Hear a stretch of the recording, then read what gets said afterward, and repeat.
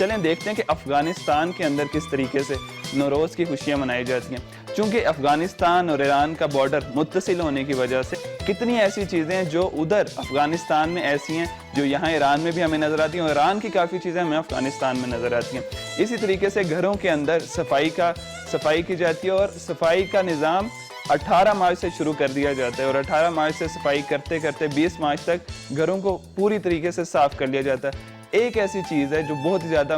مختلف ہے جو افغانستان میں کی جاتی ہے لیکن ایران میں ایسا نہیں کیا جاتا۔ کابل اور مزار شریف، ان دونوں شہروں کے اندر امام علی علیہ السلام 2 زیارات ہیں جن کے اوپر تمام افغانستان سے لاکھوں لوگ جاتے ہیں، وہاں پر زیارات کرتے ہیں، خاندان کے ساتھ جاتے ہیں، وہاں پر دعائیں مانگتے ہیں نئے سال کی خوشنودی کے لیے، دعائیں مانگتے ہیں کہ آنے والا سال مالی طور پہ اور صحت کے طور پہ ہم سب کے لیے اچھا ہو۔ وہاں پر سارے خاندان جمع ہوتے ہیں۔ ایک اور چیز وہاں پر کی جاتی ہے، وہاں پر دعا کے بعد وہاں پر تمام نوجوان دائرہ بنا کر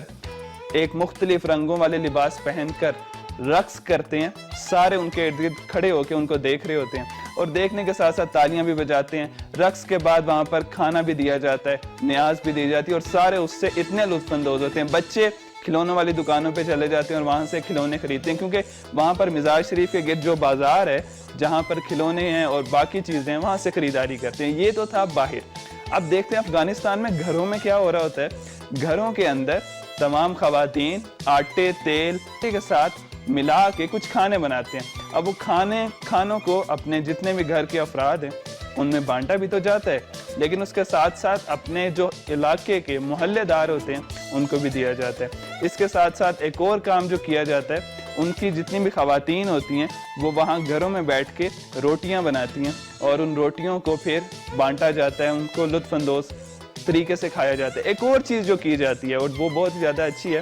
کہ مٹھائی لائی جاتی ہے اور مٹھائی کھائی جاتی ہے، اور مٹھائی کو مشابہت دی جاتی ہے کہ آنے والا سال اتنا خوشیوں سے بھرا ہوا ہو، اتنا لذیذ ہو، اتنا میٹھا ہو، اور مٹھاس اتنی زیادہ ہو کہ آنے والے جو مشکلات کی کرواہٹ ہے نا وہ ان کو محسوس نہ ہو۔